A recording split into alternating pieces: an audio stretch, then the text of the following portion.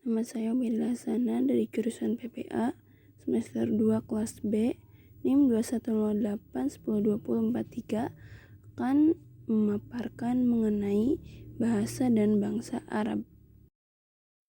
Bahasa Arab menjadi bahasa resmi di Persatuan Bangsa-Bangsa atau PBB karena pada tanggal 18 Desember tahun 1973, PBB menetapkan bahwasannya bahasa Arab menjadi bahasa resmi internasional dan diperingati tanggal 18 Desember ini sebagai Hari Bahasa Arab Sedunia. Menurut George Weber, seorang ahli bahasa Arab berada di peringkat 5 karena berdasarkan 6 hal ini. Yang pertama, 1. Jumlah penutur utama. Kedua, jumlah penutur sekunder. Ketiga, jumlah penutur dan populasi negara yang menggunakan bahasa. 4. Jumlah penggunaan bahasa tersebut secara internasional dalam bidang utama. Kelima, kekuatan ekonomi negara. Yang keenam, prestisi kebahasaan dalam sosial sastra bahasa.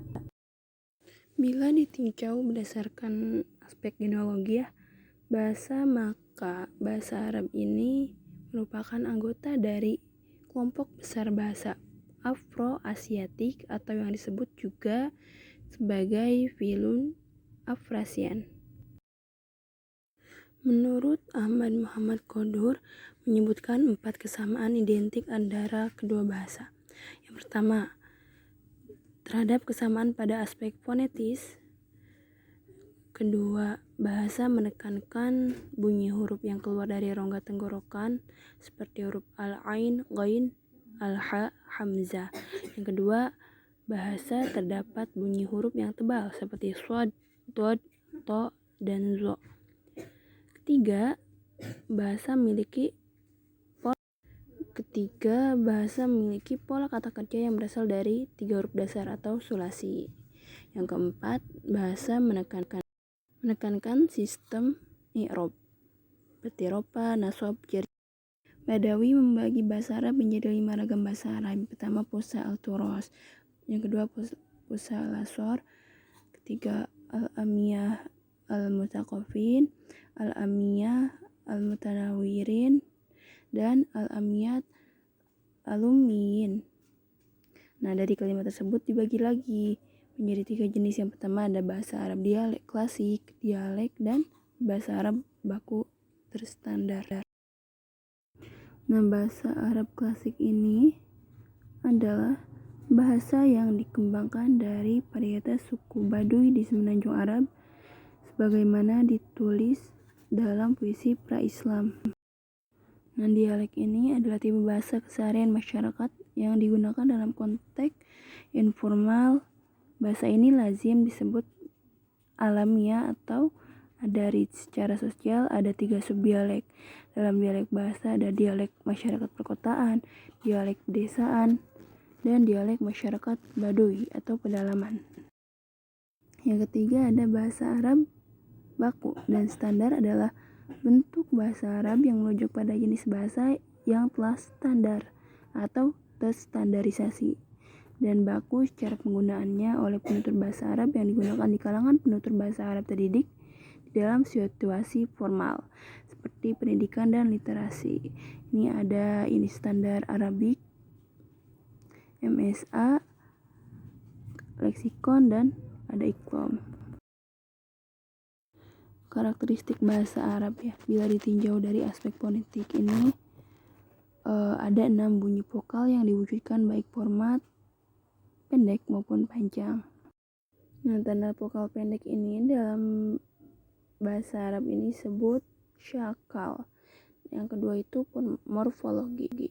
Cara morfologi, teori struktur kata atau morfologi biasanya fokus pada 2 isu utama. Yang pertama, bagaimana kata-kata terbentuk. Yang kedua, bagaimana kata-kata berinteraksi dengan sintaksis. Nah, bangsa dan negara Arab. Kata bangsa ini diartikan sebagai kelompok masyarakat yang bersamaan asal keturunan, adat, bahasa, dan sejarahnya. Yang kedua, ada golongan manusia, binatang, atau tumbuhan yang mempunyai asal-usul dan sifat khas Secara konsep, kata bangsa memiliki pengertian atau memiliki dua pengertian. Pertama, pengertian dalam pengertian sosiologi antropologis adalah suatu masyarakat yang mempunyai persekutuan hidup yang berdiri sendiri, yang masing-masing anggota masyarakat hidup tersebut merasa atau satu kesatuan ras, bahasa, keyakinan, dan sebagainya. Yang kedua, ada bangsa dalam arti politis adalah suatu masyarakat dalam suatu daerah yang sama dan mereka tunduk pada kedaulatan negaranya sebagai suatu kekuasaan tertinggi keluar dan ke dalam. Kata negeri mengandung arti tanah, tempat tinggal suatu bangsa, suatu kampung halaman, tempat tinggal kelahiran, negara pemerintahan. Menurut perspektif sejarah, bangsa Arab ini terbagi menjadi tiga. Yang pertama ada Arab Al-Baidah. Bangsa Arab Al-Baidah ini adalah bangsa Arab yang sudah punah dan tidak cukup data untuk mencatatnya. Yang kedua ada Arab Al-Aribah, yaitu bangsa Arab yang murni. Yang ketiga ada bangsa Arab Musta'aribah, yaitu bangsa Arab campuran.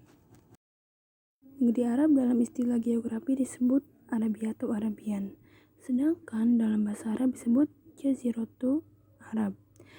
Nah, istilah Arab sendiri ini digunakan oleh ahli geografi Helenistik dan Romawi kuno untuk menyebut seluruh semenanjung Arab dengan perbatasan utara yang membentang dari Teluk Aqaba ke Teluk Persia.